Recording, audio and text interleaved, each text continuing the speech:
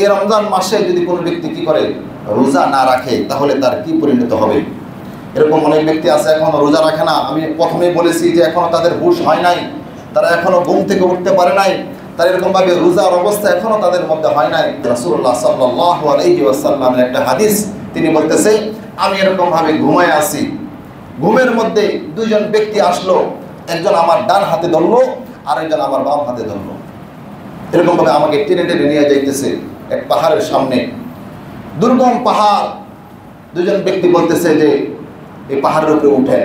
রাসূল সাল্লাল্লাহু আলাইহি ওয়াসাল্লাম বলতেছে যে না, আমি পাহাড়ে কিভাবে উঠবো, এত উঁচা পাহাড়, আমি তো পাহাড়ে উঠতে পারবো না। এবং দুইজন ব্যক্তি বললো আমরা আপনাকে সাহায্য করতেছি, আপনি পাহাড়ের উপরে উঠেন। পাহাড়ের উপরে যখন তিনি উঠলেন, অর্ধেক অবস্থায় যখন গেলেন, তখন শুনতে পারলেন চিৎকারের আওয়াজ। কিসের আওয়াজ? চিৎকার, চিৎকার হইতেছে, অনেক চিৎকারের আওয়াজ হইতেছে, কাউকে কষ্ট দেওয়া হইতেছে, এরকম চিৎকার। তিনি জিজ্ঞাসা করলেন যে কিসের আওয়াজ হইতেছে, চিৎকারের আওয়াজ, কিসের চিৎকারের আওয়াজ হইতেছে?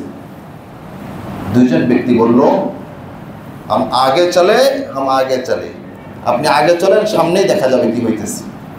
রাসূল সাল্লাল্লাহু আলাইহি ওয়াসাল্লাম যখন চূড়ার মধ্যে বসলেন, তখন দেখলেন একজন ব্যক্তিকে এরকম ভাবে পা উপরে মাথা নিচে দিয়ে এরকম ভাবে ঝুলিয়ে রাখা হয়েছে। পা উপরে মাথা নিচে, সহিহ হাদিস, পা উপরে মাথা নিচে ঝুলিয়ে রাখা হয়েছে। তার জবানের মধ্যে করাত দ্বারা কাটা হইতেছে, তার জবানটাকে করাত দ্বারা কাটা হইতেছে, এরকমভাবে কষ্ট দেওয়া হইতেছে। রাসূলুল্লাহ সাল্লাল্লাহু আলাইহি ওয়াসাল্লাম জিজ্ঞাসা করলেন এই ব্যক্তিকে এরকমভাবে শাস্তি কেন দেওয়া হইতেছে? ওই দুই ব্যক্তি বলল এই ব্যক্তি হলো ইফতারের আগ মুহূর্তে রোজা ভেঙে ফেলেছিল। ইফতারের আগ মুহূর্তে রোজা ভেঙে ফেলেছিল। বলতেছে তার মন চাইলে সে রোজা রাখতো, মন চাইলে রোজা রাখতো না। তার যখন মন চাইতো রোজা রাখতো, ভালো লাগতো, আবার যখন মন চাইতো যে না রোজা, এটাকে কোনো মূল্যই দিত না, দামও দিত না। রাসূলুল্লাহ সাল্লাল্লাহু আলাইহি ওয়াসাল্লাম এরপরে সকালবেলা ঘুম থেকে উঠে সাহাবায়ে কেরামদেরকে হাদিস বর্ণনা করলেন এবং বললেন কোনো ব্যক্তি যদি ইচ্ছাকৃতভাবে রোজা ভেঙে ফেলে, ইচ্ছাকৃতভাবে রোজা ভেঙে ফেলে, তাহলে তাকে 60টা রোজা রাখতে হবে। কয়টা রোজা? কয়টা রোজা রাখতে হবে? 60টা রোজা রাখতে হবে। বলতেছে 60টা রোজা সে কিভাবে রাখবে? একেবারে লাগাতার রাখতে হবে।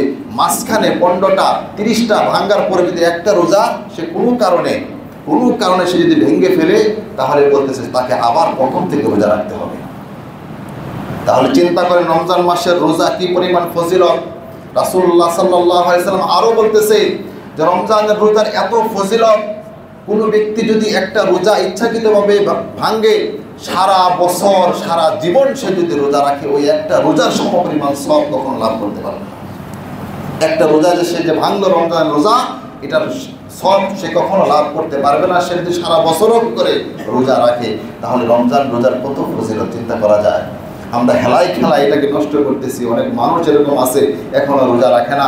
এখনো দোকানগুলোর মধ্যে এরকমভাবে লাল পর্দা ঝুলতেছে, কালো পর্দা ঝুলতেছে, ভিতরে চা পান চলতেছে, এরকমভাবে খাবার চলতেছে। হোটেলগুলো এখনো খোলা রয়েছে, হোটেলগুলো এখনো দেখবেন দিনের বেলা গেলে হোটেলের মধ্যে এরকম খাবার চলতেছে, কাপড় এরকমভাবে দিন, এরকম অবস্থা চলতেছে। ভাই দোস্ত বুজুর্গ, কিন্তু রমজান যে কি পরিমাণ আমাদের জন্য এরকমভাবে আত্মত্যাগ নিয়ে এসেছে, এটা আমাদের উপলব্ধি করতে হবে।